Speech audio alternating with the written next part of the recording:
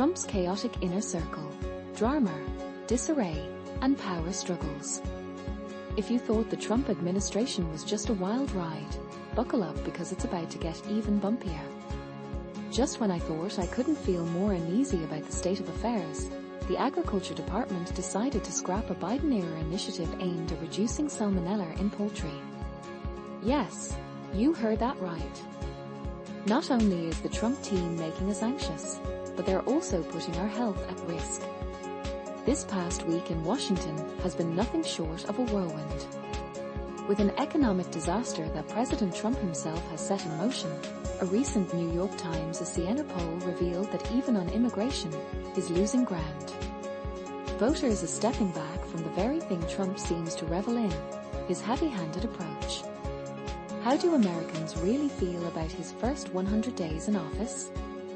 The words chaotic and scary come to mind, rather than the comforting paternal vibe he might have hoped to project with his over-the-top macho persona and his entourage of UFC and wrestling buddies.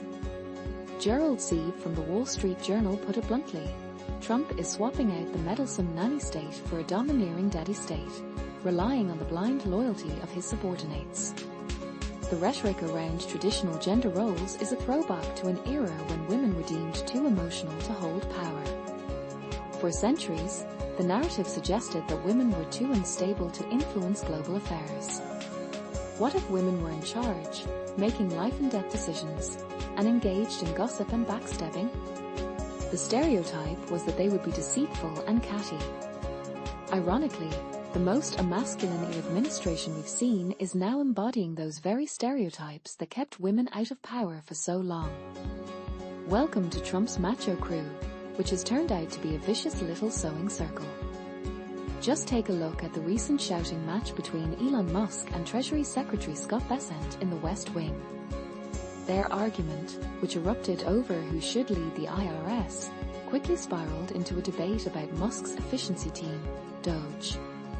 Bessent accused Musk of failing to deliver on budget cuts, to which Musk fired back, calling Bessent a Soros agent and mocking his past with a failed hedge fund.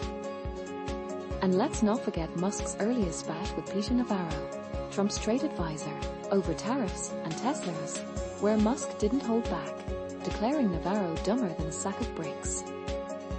Caroline Leavitt, the White House press secretary, brushed off this drama, saying, "Boys will be boys." Once upon a time, there was a fear that women would be too emotional in leadership roles. But look at Elon Musk, who bounces around the stage and often gets teary-eyed during interviews about his work and love life. If we're worried about stability at the top, especially in a place as traditionally masculine as the Pentagon, why would we hire someone like Pete Hegseth? This former Fox Weekend anchor, who promised to clean up his act, has made some serious blunders that could jeopardize our troops. He even set up a makeup studio next to the Pentagon briefing room. Following Trump's reality show lead, Hegseth has turned the Pentagon into a stage for his own version of the Real Housewives, surrounding himself with military veterans who lack the experience to manage a global organization. Instead of focusing on the mission, they've created a circus of petty rivalries and power struggles, leading to multiple firings and the recent departure of Hegseth's chief of staff.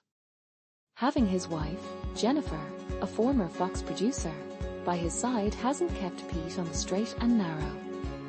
During the White House Easter egg roll, he lashed out at reporters, claiming they were spreading hoaxes and using disgruntled former employees to tarnish his reputation. But here's the kicker.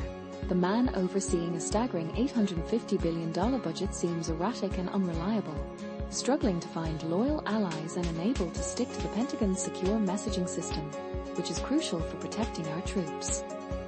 When General Jim Mattis served as Trump's defense secretary, he was seen as the adult in the room, ensuring that the high-chair king in the Oval Office didn't make reckless military decisions. But now, one has to wonder, who's the adult in charge? Trump, who often judges by appearances, may have been drawn to Hegseth's polished look, but even he must realize that this princess of chaos needs to go.